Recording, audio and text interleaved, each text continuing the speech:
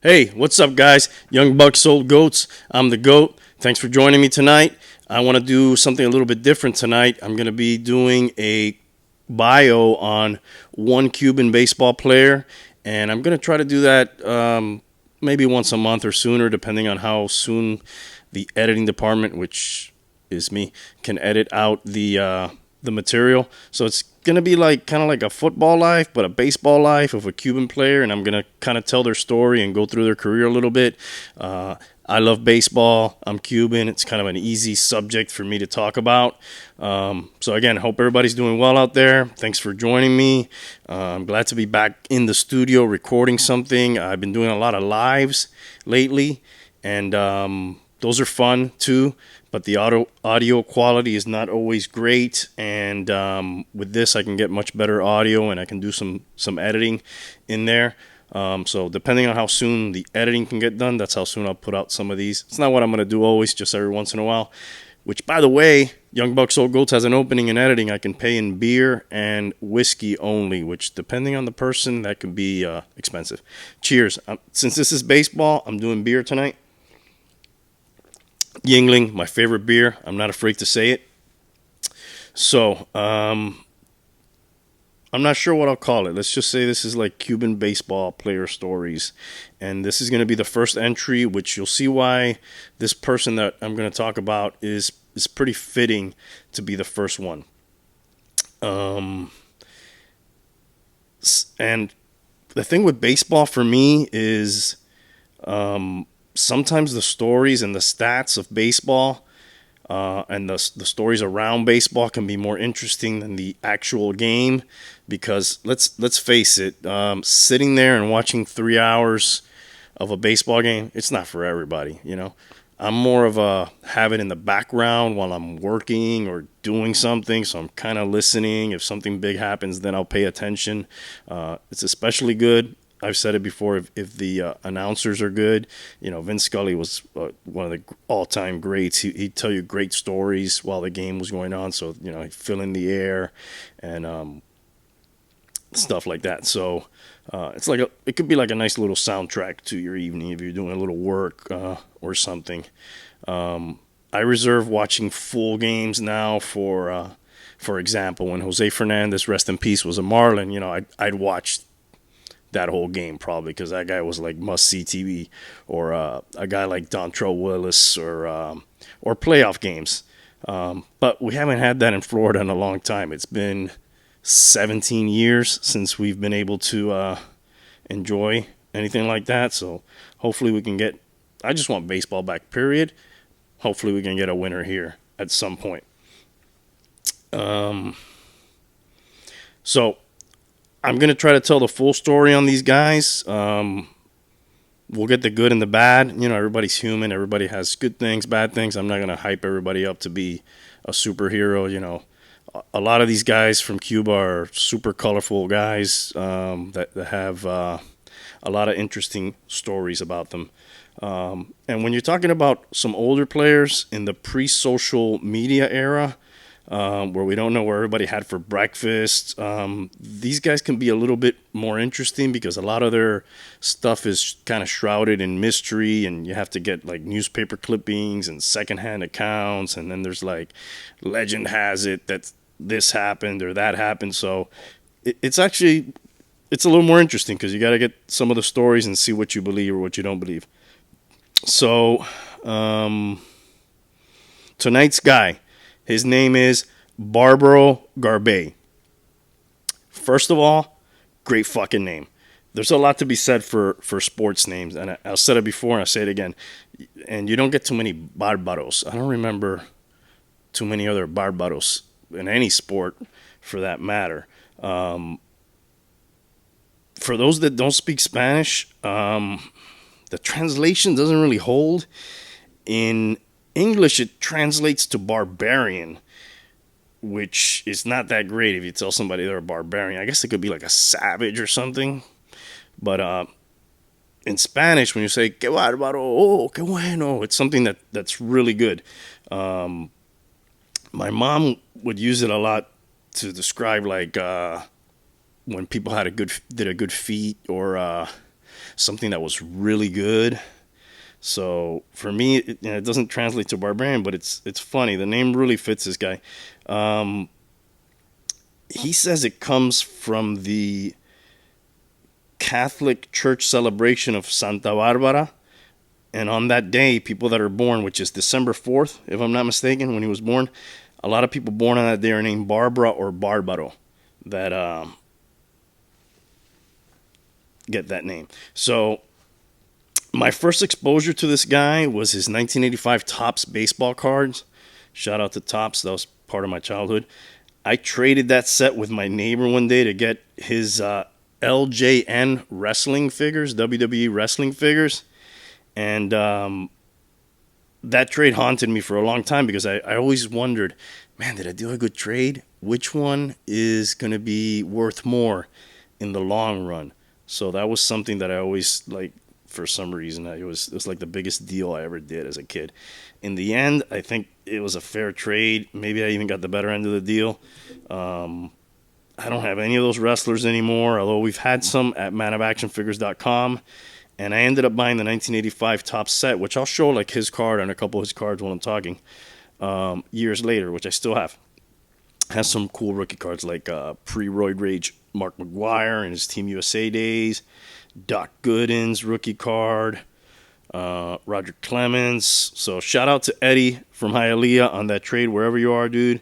And let me back up a minute. Since I mentioned Man of Action Figures, please remember to check out the sponsor of the show, manofactionfigures.com. The store is open Tuesday through Saturday, 1 to 7. Tuesday through Friday, 1 to 7. Saturday, 11 to 5. And the website's always open, manofactionfigures.com. And you can check out that YouTube channel too, Man of Action Figures, and subscribe there. And subscribe here if you can too, and hit the like button. That helps the show. Father's Day's coming up, maybe for you or whatever. Go ahead and check them out. And just respect social distancing while you're there. Hope to see you soon there. All right, so in the 80s in my room in Hialeah, I looked through my baseball cards all the time. I guess we didn't have internet or anything like that. So, that's what I had to do. Play with my G.I. Joes and look at my baseball cards. And I always read the back. I would always check the stats and read the back and see where people were born, because I was kind of obsessed with Cuban baseball players and finding guys that I could identify with when I watched games and stuff like that. There really wasn't a lot. We had... obviously, the big ones were Canseco and Palmeiro at that time. And then there was some other, secondary guys, but they were, kind of backup guys. So I was super surprised, which hopefully I'll get to tell their stories too, because some of them are interesting. I was surprised to find out that there was a Cuban baseball player of that era that I was not familiar with at all, and that was Barbaro Garbey. Now, I got into baseball with the 1987 Topps set, which is that iconic wood grain edge. Oops.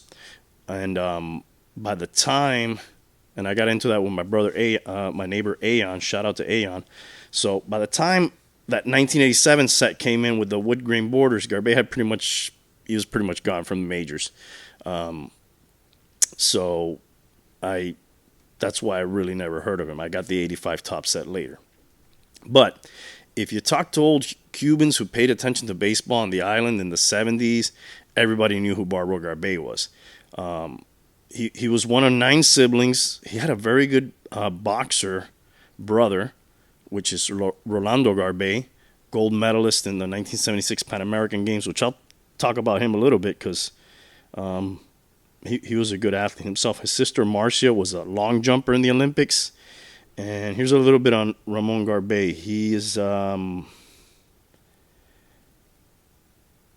He represented them in the light middleweight division in Mexico City, 68, Montreal, 76, Havana, 74, Winnipeg, 67, Cali, and Mexico. And he won an Olympic silver medal in 1968, a bronze in 76. And in 1974, the inaugural 1974 World Championships in Havana, he won the world title. Gold medalist in the Pan American Games in 67, 71, 75. So the family, good pedigree for sports in the family. So, well-known and great player in Cuba. He going back to Barbaro now. Well known and great player in Cuba. He played on the national team, and it's fitting that he's the first guy doing this series because he's the first guy to defect that was a Cuban national team player since Castro in 1961. So he's sort of like a trailblazer for a lot of the guys that came after. The way he defected, we'll get into it more later, was kind of a weird way. Not like a lot of the guys do it now, but still, he was the first one. And his club was the Havana Industriales, which is Los Industriales de Havana. They're like the Yankees of the Cuban League, which is a complete amateur league, but they're really professionals because there is no other level. So they're the top level of baseball in Cuba. They don't get paid. They're just like everybody else, communism. But considered amateurs, they're really professionals. There's a few notable guys who've played on Los Industriales. And again, I hope to be able to tell their story one day. Everybody knows El Duque. Not everybody knows El Duquecito Hernandez, which he was like very short-lived MLB career. He had a wind-up just like El Duque, but not much else. His claim to fame was being taken out during a no-hitter in the fifth inning, which he was actually losing the game, and he had walked like 9 people and had a high pitch count. Kendrys Morales, Rene Arocha, Yunel Escobar, Vladimir Nunez, former Marlin, slick fielder Ray Ordonez, former shortstop of the Mets, and Odrismar Despagne, which he's going to come up later today, and Yuleski Gurriel, also former Industrial. So Barbaro, at age 17, he debuted, 290 hitter in Cuba from 74 to 78. He also led the league in RBIs in his last year. 76, I've read 2 things, 76, 77, and 77, 78 with the national team. Regardless, a couple of years with the national team. They won the amateur title in 76. His name vanished from the records and record books in 1979, which I'll get to in a little bit. Also, another interesting thing, and kind of came to the United States the same way that me and my family came to the United States, which is the Mariel boat lift, along with 125,000 or so other people, including Tony Montana, I think, also was there. Now, I'm not sure if anybody out there knows of any other professional athletes. Had a guy that went to high school with me who was a professional boxer, who was Marielito also, but I don't know of many other professional athletes that were Marielitos. I mean, there was only like 125, 130 of us that came over in the Mariel boat lift, so odds are there's not a lot of them. I'd be interested to know. If anybody knows, let me know in the comment section. Like many people, he had to attempt several times to leave, but he's a well-known ball player, so they didn't want him to leave, or they didn't want to let him leave. Eventually, he ends up getting approval. He gets on one of the boats, and he comes to the U.S. A scout for a fellow Patriot, Orlando Pena, who himself was a former MLB player, pitcher, and was a Tiger.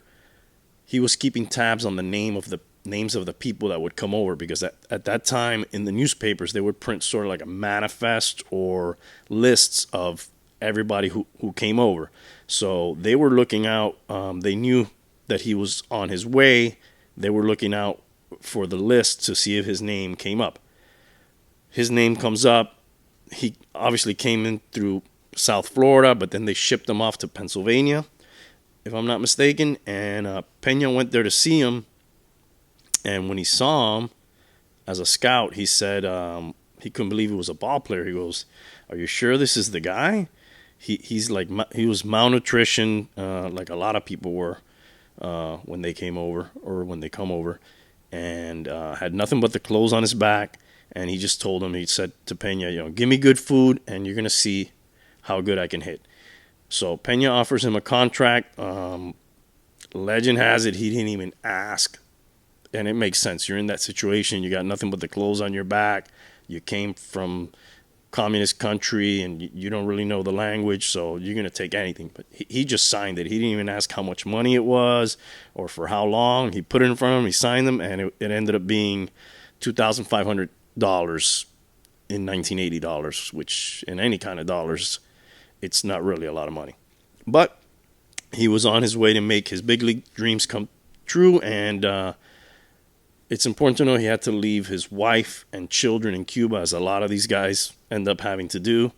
So they have to make those type of sacrifices with the hopes that one day they'll be able to retrieve them or somehow get them out. Not sure, and I'm not making them seem heroic, but I'm not sure that like a lot of other countries, a lot of other players have to deal with that.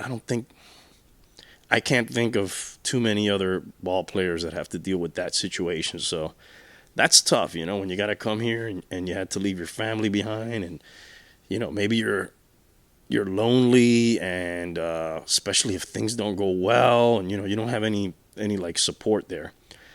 I mean, I think this guy's worth it, like a 30 for 30 when you finish hearing the whole story, or at least he's worth this podcast episode, which I'm doing. And I'm not sure, if he's a hero or anti-hero yet, but his career trajectory is pretty interesting. 1980, he goes to Single A Lakeland in the Florida State League. He hits 364 and 88 at bats, so he definitely proved to them that he could hit. In 1981, he goes to the Double A Birmingham Barons in the Southern League. Jordan played on the Barons, by the way. 286, still hitting. He did break a cheekbone with a pitch to the face. Ouch. And he missed some time. At first, I thought that might be an injury he sustained fielding, because that fielding was not his forte, which we'll talk about later. But he even ended up having a cup of coffee in AAA with Jim Leyland, former Pirates manager, former Marlins championship manager, and later a Tigers manager. But he got sent down. So in 1982, he's still in the Barons. Back in these days, guys really had to work their way up the minors, especially guys that were not highly drafted or highly touted. So, you had to scrape your way for a few years in the minors. In 1982, he hit 298. He was an all-star, 17 home runs, 99 RBIs. So we're still in Double A at this point. 1983, he's up in Triple A. He hits 321, 14 homers, and he's getting the job done on the field.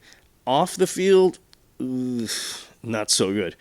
So the media, it can be brutal, or like his name suggests, he's a barbarian, but in May 22, 1983, he admits to the Miami Herald that he was involved in a run-shaving scheme to keep scores as close in as many as 7 games. This is back in his Cuba days.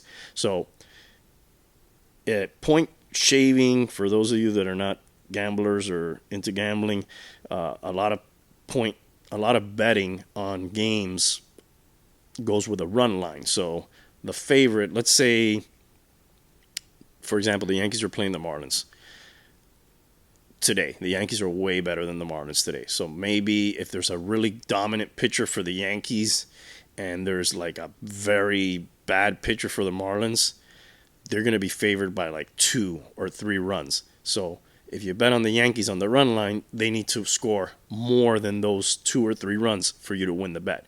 So if he was on the Yankees and in a point shaving scheme, maybe him and a couple other guys, they start winning, but they don't win by too many. Or you could even just throw the game. Once you get into any kind of scenario like that, it gets dicey, and you're getting extra money. Anything could happen. Pete Rose's thing is always, I never bet against the Reds, but once you're betting on your team, maybe you lose a lot of money, and it could get dicey. It's easy to just one day bet against yourself. I still think Pete Rose should be in the Hall of Fame regardless. But back to Barbaro.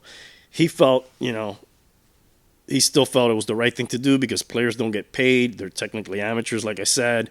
They make the same as the fans in the stands, if you can believe that. They may get a car, to drive around that the average person doesn't have, and maybe like a nicer apartment or accommodation, but nothing like what a player of his caliber would make anywhere else. So he felt it was a way to make money for his family to help make ends meet. So if you put two and two together, 1979, his name disappears from the record book because he was being punished for this, being involved in this scandal, which helps fuel his decision to leave in 1980 in Mariel because he wants to play baseball. They're not going to let him play baseball anymore.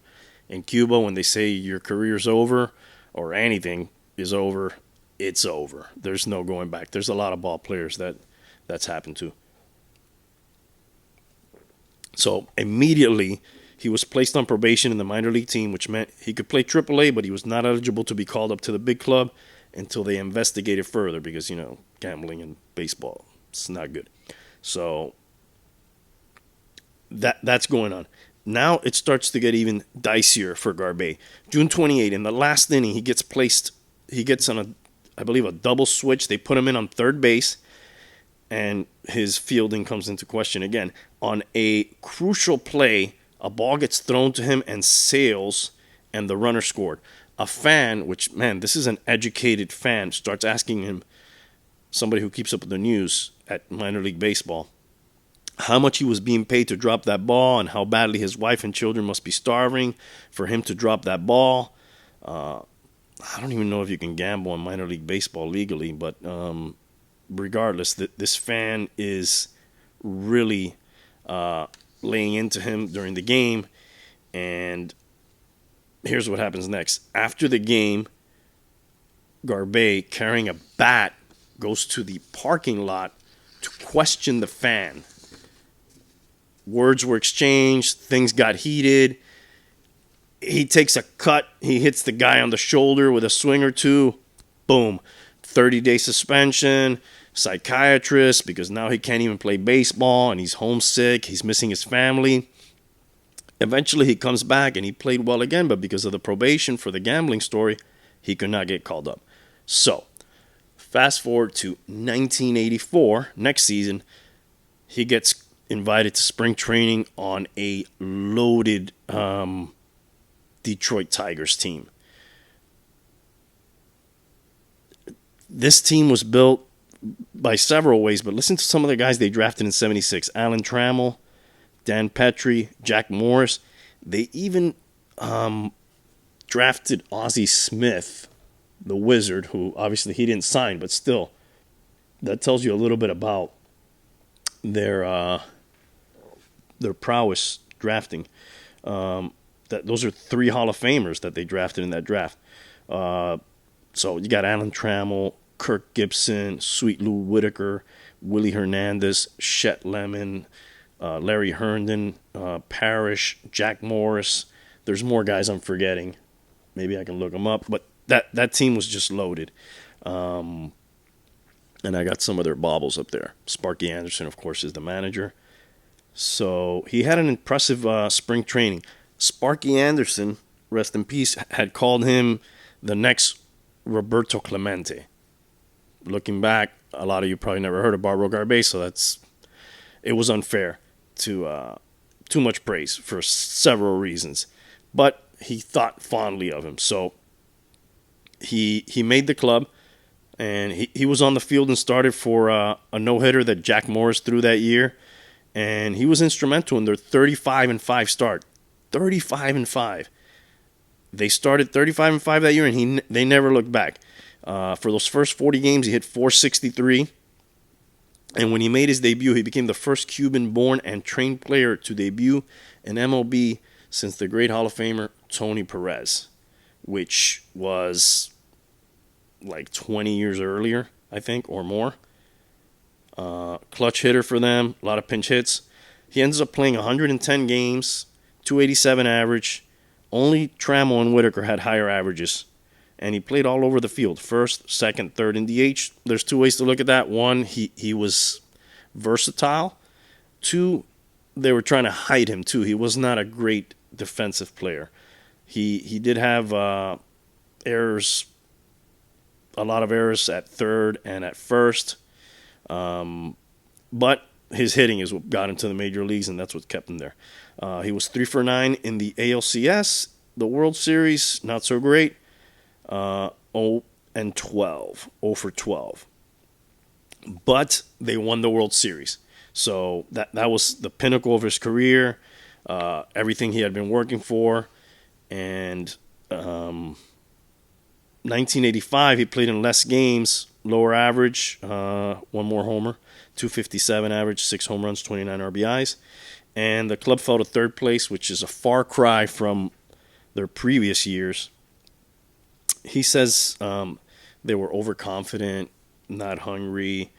Guys were playing individually, like the year before when they won the series. And that's usually when a team wins a World Series, everybody's playing together as a team. But they just got like a little bit more individual, playing for their contracts, and his playing time was diminished.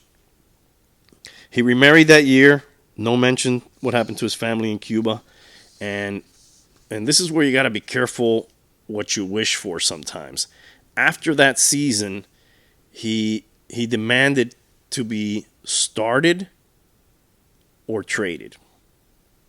So, 1986, he goes to spring training after being traded to the Oakland A's. So, the Oakland A's, let me do a little roster checking here real quick, because I'm talking about, I want to make sure I gave you all the names from the 1985 Tigers, which was just an awesome team. 1985 Tigers. That double play combination that they had was great, and they had it for so long. Alan Trammell and Lou Whitaker, Kirk Gibson, who ends up being a hero later in his career also on that Dodger team. You know, everybody knows that famous against the Oakland A's, which I'm about to talk about. That's what I like about baseball. Everything gets tied in together. So Darrell Evans, I think I forgot him. So you got guys like Lance Parrish was the catcher, Darrell Evans over at first base, double play combination I just told you, Trammell and Whitaker, Tom Brookins, Larry Herndon, Chet Lemons, Kirk Gibson, Johnny Grubb, Barbaro Garbey, obviously, that we're talking about. And let's see, Willie Hernandez was a pitcher, which was the MVP, actually. Jack Morris, Dan Petrie, Walt Terrell, Frank Tanana, Juan Barringer, no relation to Tom. So, loaded team. Let's see if I can pull up this. Actually, I got these guys here. He gets traded to Oakland after demanding the trade. So, if he thought he was going to have a tough time playing in Detroit, he's really going to have a tough time playing in Oakland. They have his fellow Cuban, Jose Canseco, about to burst on the scene before he told on anybody as Rookie of the Year. They have veteran Dave Kingman, who was belting 30 homers a year, so he wasn't going to take that spot. Kearney Lansford was entrenched at third base, which is one of the positions he plays. They even had a grizzly Dusty Baker roaming the outfield still, and some of the future core of those great A's teams from the late 80s was on the cusp and had playing time for them in 86, like McGuire and Steinbach. So he never made it out of spring training. He goes to play in Mexico. He again finds trouble during the offseason. He gets arrested in the early morning of November 21st, 1986, pulled over for speeding in Miami's Biscayne Boulevard. He gets out of the car. He attempts to toss a folded dollar bill under his sedan, and the police say that the bill contained cocaine. The arresting officer, Frank Irvin, which, what are the odds? This dude that arrests him, the police officer, ends up being a former Chicago Cubs minor leaguer. And he said, Garbey asked him if he can cut him a break. He's a professional ball player. It's going to ruin his career. The officer declined, maybe because, he didn't think a ball player should be doing that. He was a former player. Who knows? He goes to jail. He posts bail. Charges get dismissed. And he has to enter an intervention program. Now, to his credit, he spent a couple of years in the Mexican League, and he fought his way back to the majors at age 31. If you believe him, because Cubans are infamous, for knocking off like 5 years when they come over for Cuba. So we're not sure, but allegedly 31 at the time. And another thing that I'll give him credit for is I saw a show he was on YouTube, during this time, and he went on there and spoke really good English, which, you can't say that for everybody within a few years of being here. And he faced the music. One of the hosts was a real dick to him. You were not noted as a defensive maneuver at all. I don't think I could not play any position well, because in '84, I was playing third and third. They bring me up from the minor league just to play third base. And in the spring training in '84, I hardly played third base in the spring training. So when the big league start, the season start, they want me to play in the big league third base. How I'm going to play third base well if I never play third base in the spring training? You were never known as a defensive measure at all in your professional career. You could swing the bat enough that Sparky called you maybe the next Roberto Clemente. Well, and you maybe hit like yeah. Roberto Kelly with the Yankees and all that stuff. He hit 287 no, he did. Listen, he had a for the good, Tigers I think in he drove in 50 1984. runs in a part-time role. Sure. 52 runs. 52 runs in a part-time role, and the next year, We only you're nowhere to be runs. seen. Then it started sinking. It wasn't I started thinking. My Well, yeah, playing but time weren't was cut. Yeah, he Yeah, didn't but- have a bad 85 either. He hit I'm 250. talking about I got it right here, after in he fact. got released, he started sinking. You got caught with cocaine, didn't you? Oh, well, that's another thing, another matter with you. I know you will ask me that. Yeah. But So you have an answer ready. I have the same answer I give it to the guy in the Tiger Stadium. You know. The Tigers, what do they have to do with it? No, the sport writer asked me Okay. that question. What the heck happened? What happened? Well, that thing was in my car. Mm-hmm. A lot of people were driving the car. In Miami, we went for the funeral of my aunt down there, and was about 3 or 4 cars in the family. And the guy catch the cocaine in the neck of my seat. He didn't catch the cocaine on me. And then when they take me to the But policeman, Barbaro, you've got to realize the whole when you know who you're with and all that stuff. You've got to Oh, well. you've got to know that. that wasn't my family. There was a lot of people there. Do you think you've I got... don't know if you do cocaine or not. Okay. I can go around with you and you do cocaine. I don't know if you do or It's not. obvious, Barbaro, he only does alcohol in large No, and amounts I don't do any before of this that. program. No. Do you think you've gotten a bad rap then? Do you think maybe some people in baseball have blackballed you? I because they believe say, so. well, is that right? I believe so. But he faced the music. He answered questions about everything. So I'll give him that. So in '88, which is the year he made it back with the Texas Rangers, he played 30 games. He only hit 194, no homers, 5 RBIs. From '88 to '94, he spent time in the minors. And he found it back to the Tigers, but not the Detroit Tigers. He found it to the Mexican City Tigers in the Mexican League. So he bounces around the minors, the Mexican League for the next 6 seasons. He does play some minor league ball for the Expos and the Dodgers in '89 and '90, but he never got back to the big leagues. The best he did was get back to AAA, Albuquerque. Interesting thing, he was a scab or replacement player after the 1994 lockout, which is that's always funny to me. So the players strike, and then they didn't want to come back. We lost the World Series that year, and they were going to start with just whatever they could find. So he was one of the guys. Actually, there's a list of them. Might be interesting to do that show one day. Kevin Millar was one of them. There's a few that were not just replacement players, but they were players that crossed the picket line that decided to play. So they were already in the big leagues. I'm not sure if that's the case with Millar, but there's a list of guys that were players and they decided to cross over. Those guys couldn't be a member of the Players Association after that, so they wouldn't appear in video games. I don't know what else they had, but that was the one thing. Well, that was what affected me at the time. They wouldn't be in the video game. They'd have like fake names for those people, and Kevin Millar was like one of the most notable ones. Barry Bonds famously, like Jordan, also was not a player of a member of the Players Association, but it wasn't because of crossing picket lines or scab. They just each felt that they were worth more on their own, which Jordan was right, and they didn't need to be a member of the Players Association. He was a scab player for the Indians during that strike, and somehow he was the first replacement player involved in a major league trade. So once he gets out of baseball, he finds his way onto put one in the upper deck, which is an indoor batting cage in Michigan, a Detroit suburb. He becomes the manager there, and he got a break because he was always teaching kids how to hit from a former Tiger, Willie Horton, who was bringing his grandson in there, and he liked the way that he was working with the kids, and he recommended him to the Tigers front office, which is just like an opportunity that came up for him, and he took it. He wasn't really like looking to do that. So 2002, hitting coach for the Tigers farm system in the New York State Penn League, Michigan Whitecaps 2003,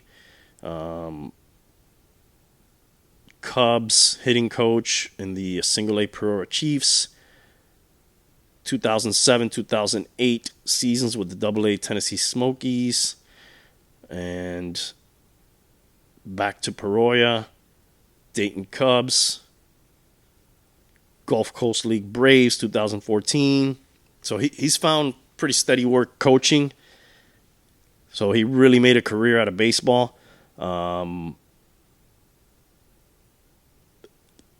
Braves were the last team in the U.S. that he coached for, and then oddly enough, he left a communist country for baseball. He ends up finding his way back to another communist country for baseball, and he was just named last year a coach in Venezuela, which is like a weird way to bookend your career, but that's what he's done.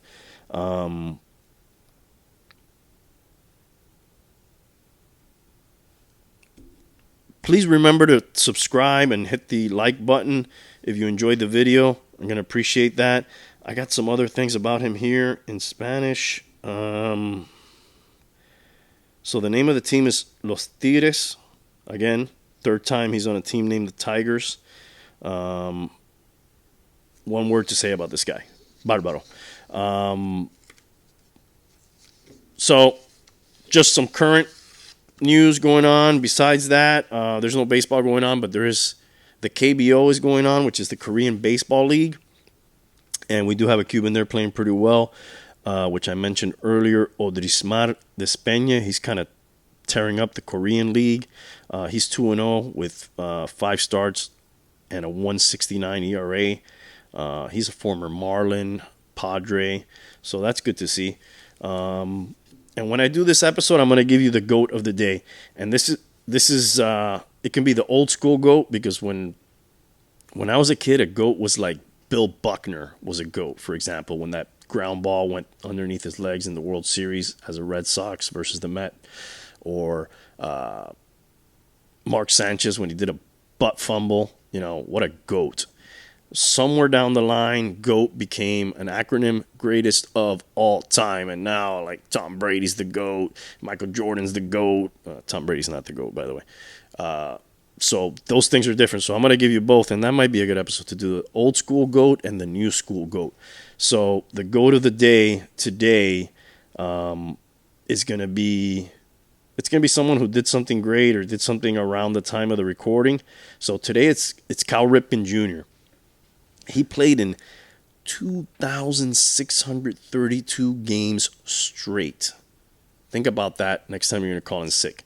That's 16 years straight as a middle infielder of all things, with people stealing bases, people sliding in hard to break up the double play. A lot of injuries can happen there. Look at this kid from the Mets in the World Series that Chase Utley took out. Tejada, I think is his name. The guy was never the same when they broke his leg. So it's like super dangerous. And, that era of baseball too, players were not as protected at the plate or in the field as they are today. So, man, I don't think they're ever going to break that record. That's just... It's remarkable, man. 16 plus. It's hard to have a career that long, much less play every single game. You got to be pretty good for them to keep putting you in. They're not just going to keep putting you in just so you can break the record. Towards the end, it got a little dicey when he was getting older, and people thought other people could come in, but still, he was always very productive. just look at some of the stars today and how injury prone some of them can be. Stanton is one. You look at Giancarlo, or formerly Mike Stanton, former Marlin, current Yankee. That guy can't play a full year. It's a shame, because when he gets close to it, it's amazing what he can do with the home runs, but it just doesn't happen. Even Aaron Judge, is missing time. Mike Trout, who's undoubtedly the best player of this generation, he's been injured a few times. So when you put it in that, when you think about it like that, what he did was just amazing. It's even rare for a guy to, only a few guys a year play the full season, not to mention every year. So last year, I think Starlin Castro, another Cuban guy, George Soler, Marcus Semien, Whit Merrifield, Jonathan Villar. So you had 5 dudes. In 2018, you had 6. In 2017, you had Freddie Galvis, Joey Votto, Alcides Escobar, Ruben Odor, and Eric Hosmer. So, like, every year you have, like, maybe 5 guys that do this. It's just, it doesn't happen often. So, just want to give him his props. He's the GOAT of the day today. And the last thing I'm going to leave you with today is, when I do this episode, this is kind of going to be the format. I'll give you the story of the guy. I'll give you a GOAT. And then I'm going to give you a weird baseball feat or fact. And this one is Fernando Tatis Sr., not Junior, who's a hell of a player for the Padres so far, but this is Daddy Tatis, and he did something his son or no one else is probably ever going to do. As a Cardinal in April 1999, he hit 2 grand slams in 1 inning. Not in the same game, in the same inning. I mean, think of how hard this is to do. First of all, it's hard to bat twice in an inning because a lot of other things that don't depend on you, all your other buddies got to hit. So that's got to happen. It's hard to hit two home runs in a game, much less in an inning. It's hard to hit a grand slam because you got to come up with the bases loaded. So, and perhaps the most shocking part of this is he did it off the same pitcher, Chan-Ho Park. So I don't know what kind of cruel and unusual punishment manager Davey Johnson was imposing on Chan-Ho Park, but he did it, and it's not like he was some scrub. Chan-Ho went 124 and 98 in his career, and one of the Korean pioneers in baseball. So that's the amazing feat. Do you think anybody will ever do that? I mean, the best you can do is tie it. I don't think anybody's going to hit 3 grand slams in 1 inning. It's like the old back-to-back no-hitters, which is Johnny, I believe it's Johnny Vandermeer. Definitely his name is Vandermeer. That's probably never going to be broken because every time somebody throws a no-hitter, you hear his name. They're like, he's trying to become the first guy, the only guy other than Johnny Vandermeer to throw a no-hitter. But to break his record, you'd have to throw 3 no-hitters. The best you can do is tie it with 2, which I don't even think that's going to happen. People get taken out in the middle of no-hitters now because of pitch counts and stuff. So, all right, that's it, guys. Thank you for watching. If you loved it or you hate it, let me know. I read the comments, and I always try to answer. You can email us at oldbucksyounggoats. It's backwards. oldbucksyounggoats@gmail. You can check out our IG at youngbucksoldgoats. Our Facebook, and remember to hit that subscribe button, the like, mash the bell for notifications, and that way next time we do a video, you'll get notified. And thank you for watching, guys. We're out of here.